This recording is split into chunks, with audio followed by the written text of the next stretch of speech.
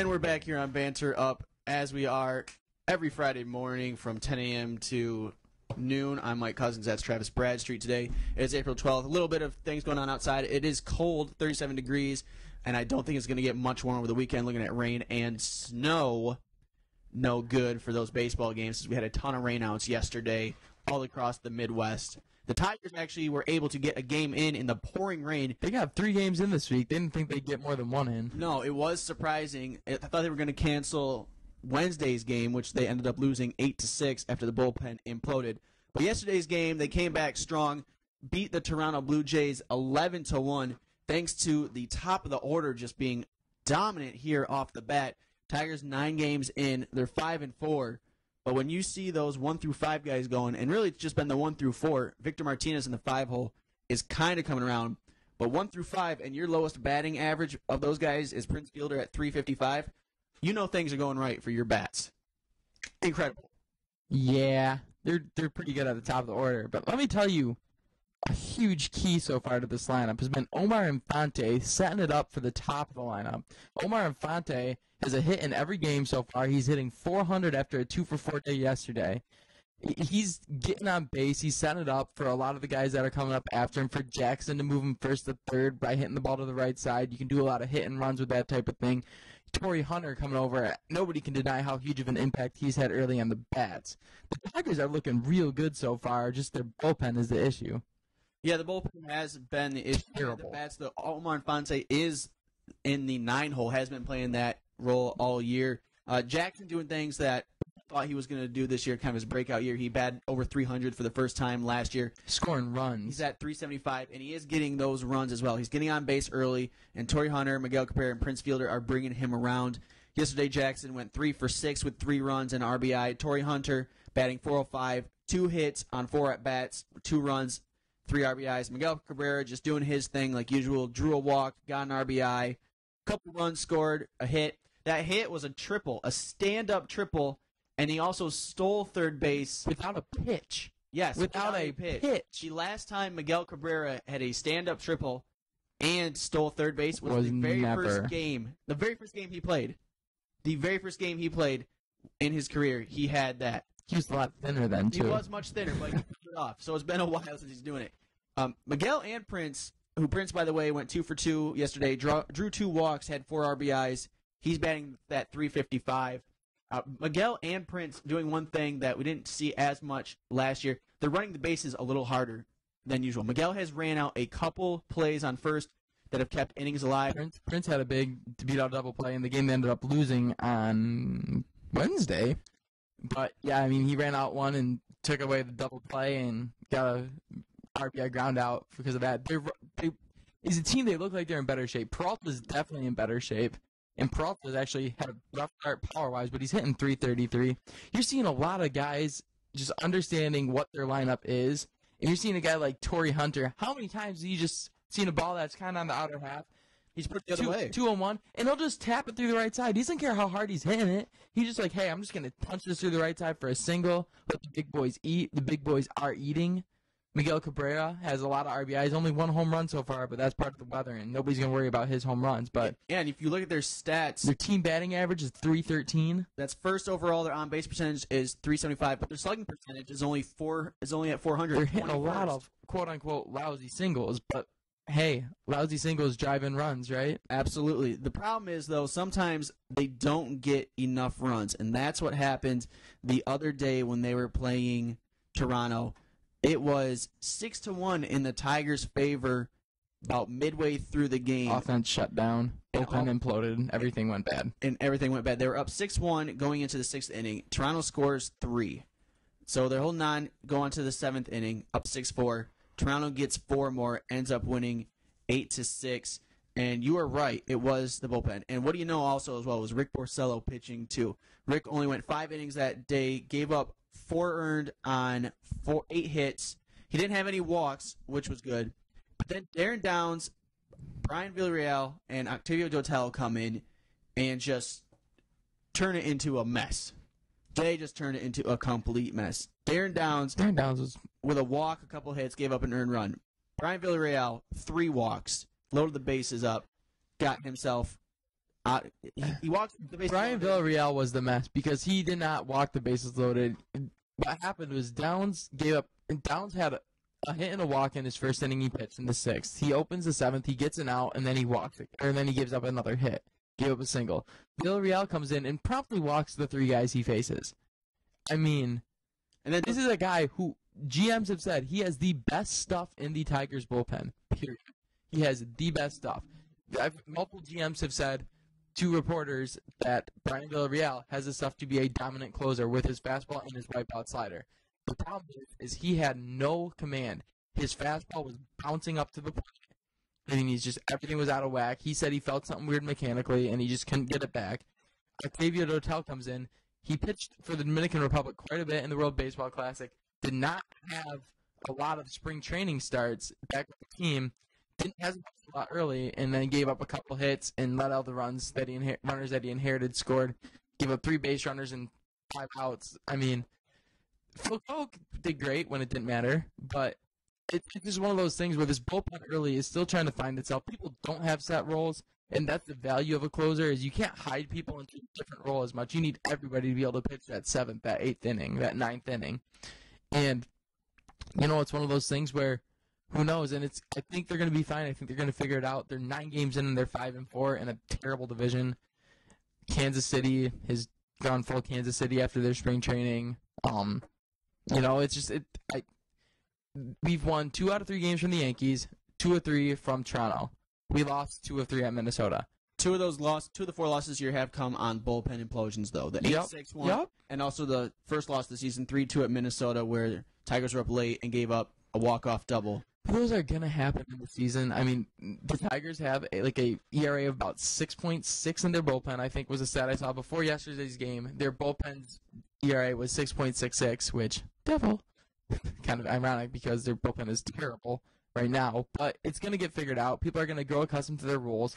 I think you're going to see the bats pick up a little bit. I think you're going to see the pitching as a whole pick up a little bit. They get to escape the crap weather. They're going out on their only West Coast trip actually this year. Normally they always have to go out there twice, sometimes 3 times. The schedulers were great to them. They're sending them out for 10 days now. They're going to go visit Oakland, Seattle, and LA. And, they get to go out early in the season, which is huge. They don't have to do that stupid trip they always have to make right after the All-Star break that they've had struggled with in the past. They only go out there once. They're going out there at a time of year where they're freezing their ass off in Detroit, and they get to go to some nice California weather.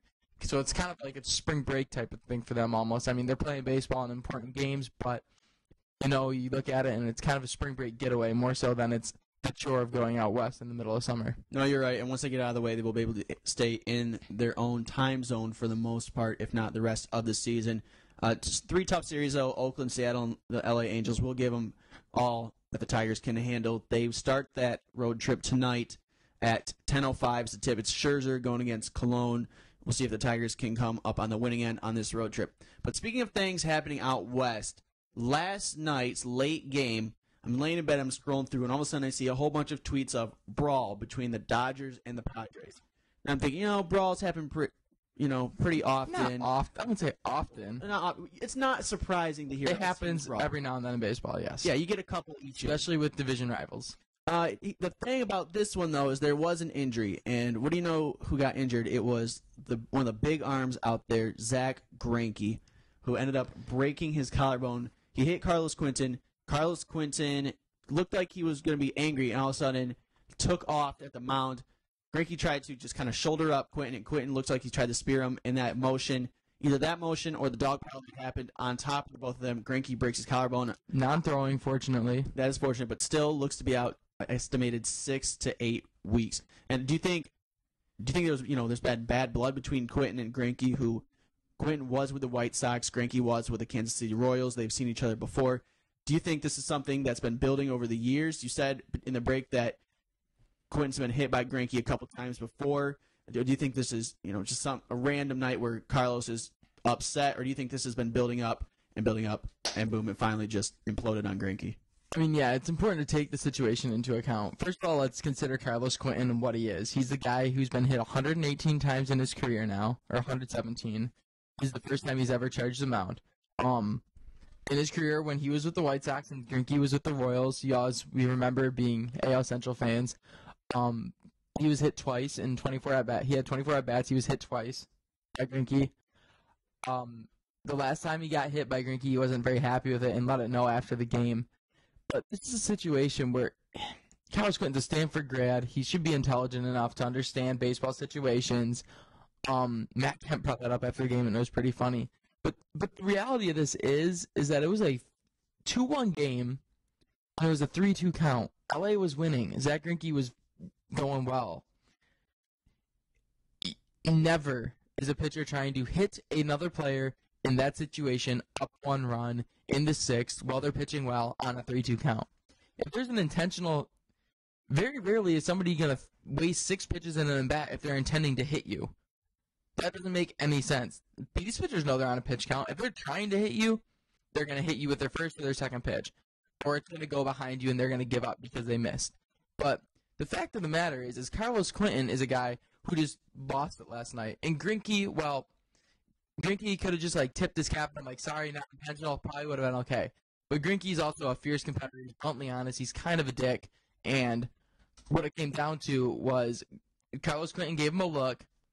He said something back that went along the lines of F you, and Quentin went at him. And it ended up being bad. I mean, here's the Los Angeles Dodgers. They got a $200 million payroll. They spent $25 million a year over the next 5-6 years on Zach Greinke. Who's been 21? He's being paid 21 this year. Million right now, second on the team, just behind Adrian Gonzalez. But you're right, the Los Angeles Dodgers have the highest salary in the MLB. And this is their ace. This is their best pitcher. They already have other injuries. They have Josh Beckett, is a high-paid pitcher who's a shadow of himself from when he was with the Marlins and won the World Series there. But this is a season changer. And earlier in the game, Matt Kemp had a pitch go over the bill of his batting helmet. Mm-hmm. And he was right in the middle of that fracas, too, and he was pissed off, and he started it up again. Matt Kemp had to be restrained by multiple coaches. After the game, he actually confronted or tried to get into the Padres clubhouse in the hallways after the game, trying to get at Carlos Quentin. He and Clayton Richard, who stepped out ahead of the clubhouse, and Clayton Richard's a pitcher for the Padres, he stepped in the middle and had some words with Matt Kemp. And as Carlos Quentin was walking to his car, Matt Kemp was screaming at him, we'll see, blank, we'll see, blank. And just pretty much saying, hey, we're going to get you back. And they have 18 more games together this year between the two squads. So it's something to look forward to every time they play, is there could be another brouhaha coming. I could definitely see someone from the Dodgers having sending Quentin a message at some point as well. And that's just a shame. Here's Carlos Quentin on a team that's probably not going anywhere this year. And I understand you stick up for yourself and everything else. But you got to understand baseball situations, and you don't charge the mound when it's obviously not intentional. You just don't do it. I mean, if you want to stick up for yourself and it's obvious they were throwing at you and he threw high and whatever, you understand you're a guy who gets hits a lot. You crowd the plate. Sometimes if you get high on the shoulder like that and it comes at you, that's because a guy released the ball a little too early and that two-seam sailed high and in. It happens, especially on 3-2 when he's trying to get a lot on it because he's throwing a fastball and he's probably trying to throw it to cut quite a bit of the plate to make you put it in play. So if you're trying to throw it hard, his body gets out in front, and he lets that ball go too early, it's going to come up and in on you, and you can't go to the mound. And now you just really screwed over a $200 million team, which, I mean, you don't care about, obviously, but $20 million pitcher on the shelf, conservative or reasonable estimate is he doesn't return till June 1. That can have a big, big impact on LA. They'll probably be fine. I think they'll be fine. But you got to understand your situations if you're going to do something stupid like charge them out. And considering where the Dodgers stand and where they play at, the National League West Division is a tough one to play in. You got San Francisco, who looks solid this year. Arizona can always put together a nice run. Colorado, 5-4 right now, but they've kind of been in the hunt the past couple years for playoffs and in the playoffs as well. This Greinke thing could knock them down to third by the time he gets back, and they might not be able to claw back into a position to get in the playoffs. That's a lot of time between when he gets back and when the season ends. There's 44 games estimated till June 1 for the Dodgers. And they don't want to put them. They can easily be in a hole at that time though without Greinke. They could be in a hole, but there's also going to be 110 games left. So you don't know. I mean, Greinke is only really one of every 5 games pitcher. So I mean, we'll see where it goes from there. It's a shame. It's a problem. But again, it's not like he's a Justin Verlander. He's a very good pitcher, but he's not the best. They have Clayton Kershaw still. I think they're going to be all right. But it's a situation where Carlos Quentin really let his emotions get the best of him and is going to get a lot of crap and probably is going to get a pretty good suspension out of this, as he should. There's been people calling for a 15-game suspension and a fine. It's not going to be. It'll be 4 to 8 like normal, as it should be. It's a freak because the guy broke his collarbone. I mean, Clinton went to spear him. Greinke decided to block it with his shoulder. You run that risk when that happens. You probably don't want to take a blow of a guy 50 pounds heavier than you in the shoulder. I mean, that wasn't a lot of intelligence by Greinke's part. But, again, I mean, it is what it is. You roll with it, and it's probably going to be a 4 to 8 game suspension. I don't see anything there that can justify suspending him for longer than anybody else just because the guy got hurt. I mean, he could have gotten hurt by getting hit. So, I don't know. I think it'll be 4 to 8, maybe a little longer because of the injury. But if they do, it's a crime. He should only be suspended the normal amount for rushing the mound. All right, well, we'll see how this plays out for Carlos Quentin, the Dodgers, Zach Greinke, and the Padres, and we'll see if this carries over when they play some more series. Let's take another quick look into the Masters. The second round is in progress. Sergio Garcia has dropped another stroke. He is down to 4 under after 4 holes.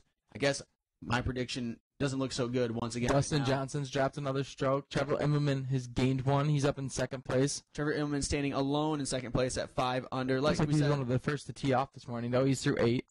He is the leaderboard. Mark Leishman still number 1. He tees off at 12:35. We'll scroll down here and see how the young gun is doing. T-Lan Guan, he got a stroke back. It looks like he's still at 2 over through 6 holes. The cut is still projected at 4 over. We'll be bringing you updates as we continue Third place, David Lynn. through our show of how the second round is going. But coming up, we will look at the players jumping early into the NBA, trying to get themselves some money, see if they can do it, see who's making the right decisions. Gotta get that money. Who's making the wrong decision. This is Banter Up on WCKS Will Radio.